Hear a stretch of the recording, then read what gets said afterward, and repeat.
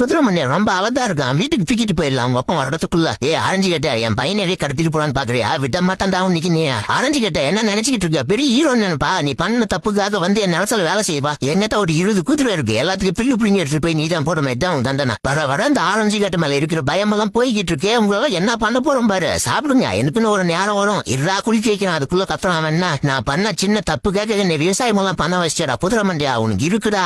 அவ்வளவுதான். கேரட் விதைய போட்டு தண்ணி விட்டாச்சு, நல்லா வளர்ந்துருக்குன்னு நினைக்கிறேன். நாம உற்பத்தி பண்ற மாதிரி கேரட் உலகத்துல எவனாலே உற்பத்தி பண்ண முடியாது. தரமா இருக்கும் அப்படியே. இந்த கேரட் எல்லாத்தையும் சின்ன சின்ன பீஸை கட் பண்ணி எடுத்துட்டு போய் குதிரை மண்டியன் கொடுக்கலாம். குதிரை மண்டியா, இந்த கேரட் உலகத்திலே ரொம்ப ஹெல்த்தியான கேரட், நல்லா இருக்கும். சாப்பிடுறா குதிரை மண்டியா, சாப்பிடுறா சாப்பிடு. என்னையோட சோழி முடிஞ்சிடாங்க ஐயாலா. போய் சேர்றா.